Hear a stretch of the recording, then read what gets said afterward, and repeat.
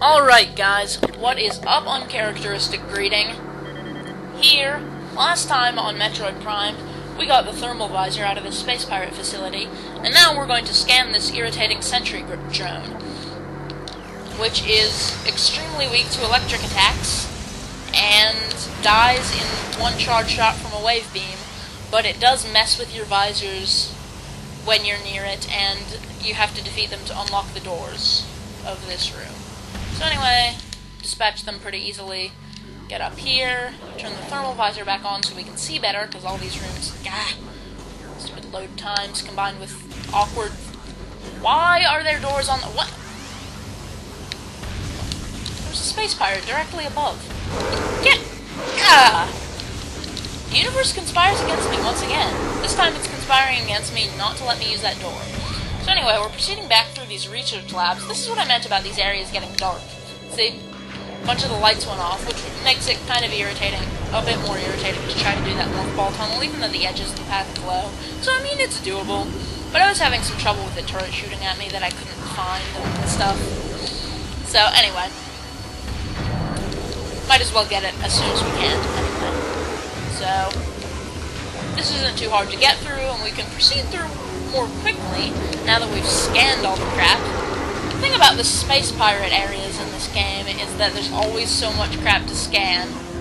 You see, that's an auto defense turret, but they don't actually, jump up here, they don't actually show up on the thermal visor, because even though you'd think they would produce some heat with the fact that they're shooting at you, they, their shots produce heat.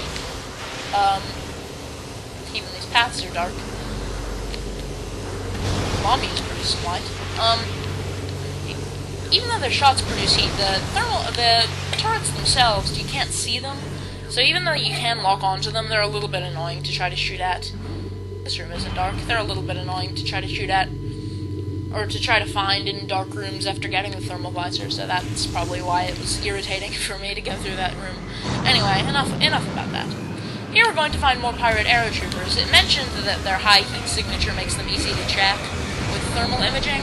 Now that doesn't really, they make kind of a big deal out of it, and it doesn't really matter considering you rarely, if ever, encounter these guys in a dark area. I mean, this area is brightly lit. We can track them just fine without the thermal visor. So it's not really a big issue. Find out which tower to go through. Doors are unlocked, so I can just go on. Oh, it's an ultra energy. That's nice. It doesn't really matter, the high heat signatures, because they're perfectly easy to track just normally, but,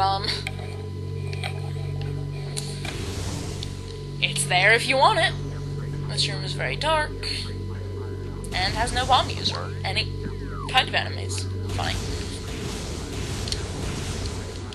Here we're back in the observatory, and even though there are still those pretty glowing holographic planets, which show up on the thermal visor for some reason, this room has also become a bit dark, but it's not a huge deal, but since the edges of the platform glow and whatnot, especially considering we're just going down, so the platforming doesn't really matter, but regardless, we'll use the thermal visor to find our way through more easily.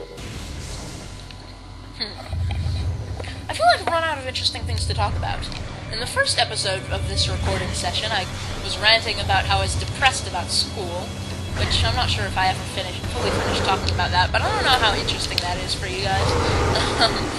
Just kind of hearing your teenager ramble about the system conspiring against him to ruin his life. I just get really annoyed, because people, and by people I especially mean my mom, which, don't get me wrong, my mom is pretty good, but, and I'm not trying to sound like one of those guys that always goes around acting like they hate their parents, because that is also kind of irritating. But, she keeps talking about how college is just, non-stop work 24/7, no free time, no fun ever, and that's just, like, depressing for me, and I kind of wish she would realize that when she talks about that, it's not making me want to buckle down and study, it's making me want to not go to college. And that's just kind of depressing for me. Like, I want to be able to continue with, Let's Playing and game design and all this stuff. Heck, I'm going to go to college for game design. But I mean, how can you be a game designer if you can't even be a gamer, you know? Like, is college going to rob me of so much of my free time that I can't even play a single video game ever? And then I won't even know how to design a video game if I don't know how to play a video game. It's true. You need to know about video games to be able to design one. You need to know about what makes them good and bad, and you know. Also, if you're making one to sell, it's a good idea to know about the market. Okay, that's an elevator, which we don't need. So, I don't know. The thing is, I probably won't be able to have a TV in college, which, means that not only will it be hard, although it might be possible to play video games if I can, where's that cordite thing? Was that in... That was in this room, wasn't it? And there's a Metroid there suddenly. I thought that cordite thing was in this room. Please don't tell me it was in... Ether? No, Ether was after we got the... super missiles, so... Where's the thing that we could destroy to get an upgrade? Huh. Wow, I just realized I haven't even shown off the super missiles yet, because we haven't needed them yet. I could have sworn that was in this research lab. It's bizarre. I'm not gonna bother with that Metroid. He doesn't really matter. Maybe I go upstairs? Oh, I'm actually really confused by this.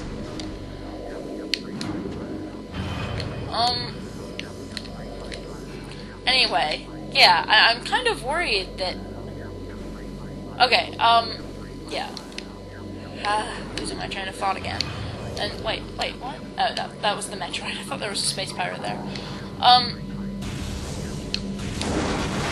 might be able to play I might be able to have the capability to play games in college, because I've heard that you can, you know, get cables to hook up the game system to, like, a computer monitor, even though I probably won't have a full-on monitor. I'll probably have a laptop, but I guess I could play games on a laptop. But if I can't have a TV and, like, sit there, you know, sitting on the couch with the TV and everything, it'd be kind of hard to do Let's Plays. So, combine that with the fact that I'm not even sure that I'll have enough time to keep this up next school year when I'm a senior in high school, I don't really even know how long I can keep this whole Let's Playing up. Which is really disappointing for me, because this is really kind of a fun and interesting hobby for me to do, that I'd really like to be able to continue. Heck, I'll be putting this on my resume for college. Maybe it's not exactly what they're looking for, but it's something interesting that I've done.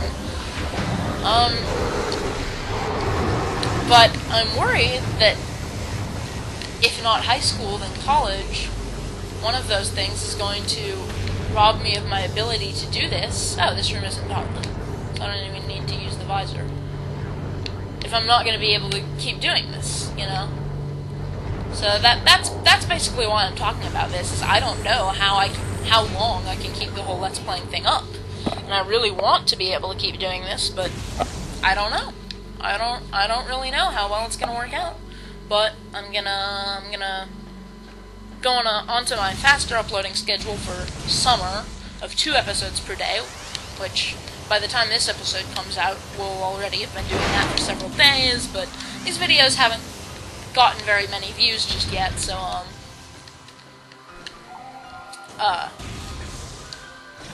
you guys all already know that, but not very many of you, because they're not getting many views yet. Trains of thought, they're hard.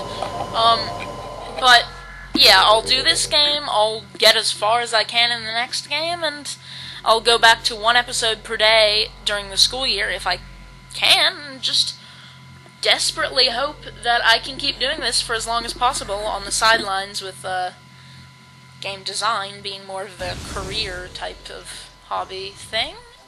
I don't know. I don't even know what I'm talking about. It's actually a little early, but I'm gonna call this an episode now.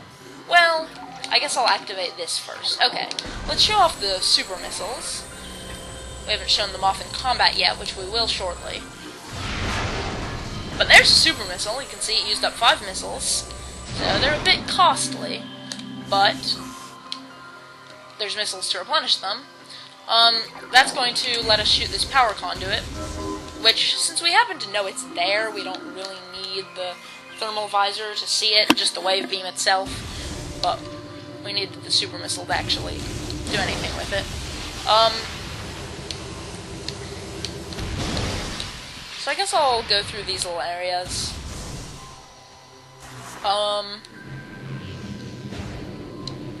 Here's the little morph ball tunnel that we have to, these pulse bomb users sort of rhythmically drop their little exploding segments, and we'll have to avoid them. But anyway, behind this door is the quarantine cave, and in the quarantine cave is a major boss. I mean a major boss. This is some cool stuff coming up. But that is going to have to wait until the next episode. See you guys then. Oh yeah, and until next time, remember, super missiles are fun, and especially effective against ninja pirates. Okay, I will stop. See you guys then.